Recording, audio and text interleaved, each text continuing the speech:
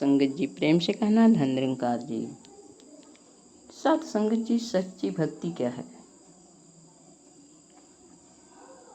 सच्ची भक्ति क्या है साथ संगत जी?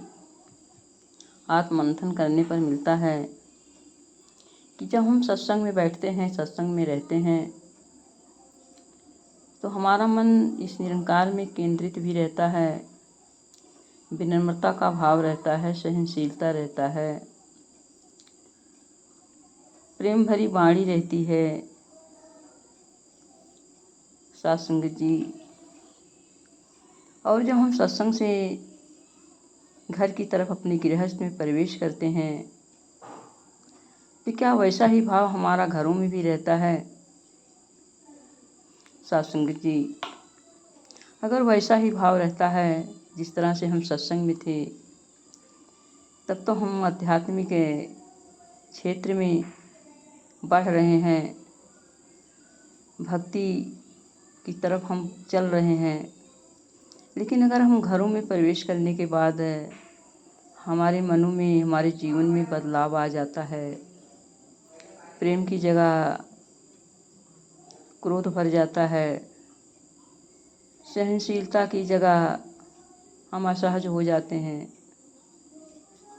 साथ संगत जी, हमारा मन केंद्रित के अलावा चंचल हो जाता है। तो साथ संगत जी, समझ लीजिए कि हम अध्यात्म क्षेत्र में कदम रख ही नहीं पाए हैं।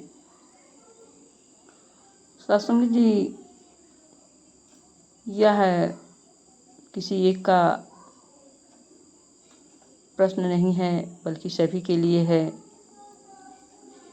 हम सत्संग से जब घरों में आते हैं, तो अगर हम परिवार के ऊपर क्रोध करते हैं,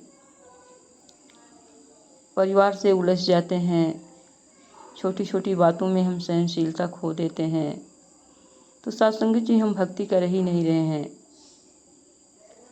भक्ति तो वो है कि जब हमारा जीवन भक्ति की तरफ चल रहा हो, अर्थात हमारे जीवन में थोड़ा थोड़ा करके बदलाव आ रहा हो। हम पहले बहुत क्रोध करते थे, अब कम करने लगे हों। पहले हमारे अंदर बहुत चिड़चिड़ापन था, अब कम हो गया हो।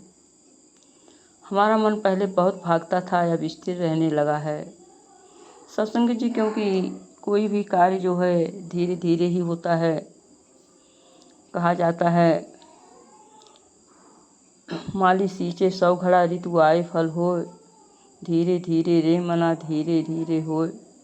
यानी हर कार्य धीरे होता है, लेकिन अगर हमारे जीवन में बदलाव आ रहा है, तो साथ संगत जी, भक्ति की तरफ हम चल रहे हैं। एक दिन ऐसा आएगा कि हमारा जीवन बदल जाएगा। और सच्ची भक्ति वही है। ऐसा नहीं है कि हम सत्संग में और संत के पास रह करके मीठे वचन बोलें, विनम्र रहें, सहनशील रहें, लेकिन जैसे ही वहाँ से हटें, हमारा सब कुछ बदल जाए। सत्संग जी, सच्ची भक्ति तो वह है कि जैसे हम सत्संग में रहते हैं, वैसा ही भाव हमारा समाज में हो, संसार में हो, परिवार में हो। क्योंकि सत्संग तो एक पाठशाला होती है।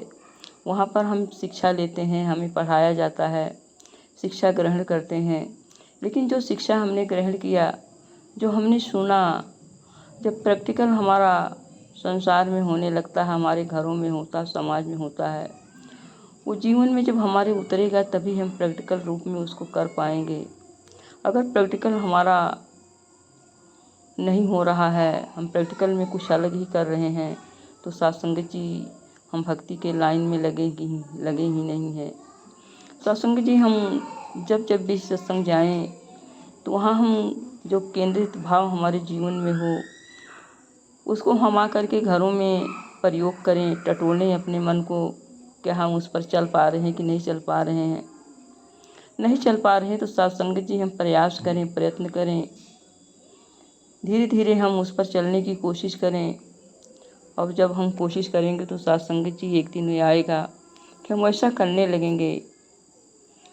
नहीं तो साथ संगत जी, हम तो समय बर्बाद ही कर रहे हैं, उसी तरह से जैसे धोबी का कुत्ता, ना घर का ना घाट का।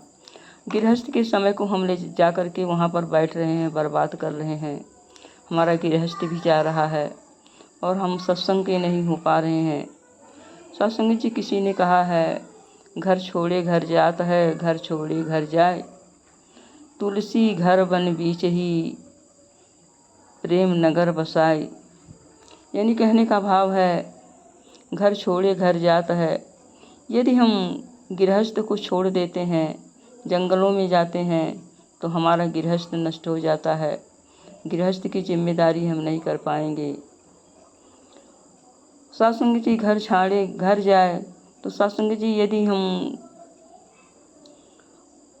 संन्यास को छोड़ देते हैं, घर में ही रहते हैं, तो सत्संग जी हमारा आध्यात्मिक जीवन खत्म हो जाता है। तो तुलसीदास जी कहते हैं कि घर वन बीच ही, अर्थात घर में रहते हुए, गृहस्थ में रहते हुए हम भक्ति करें।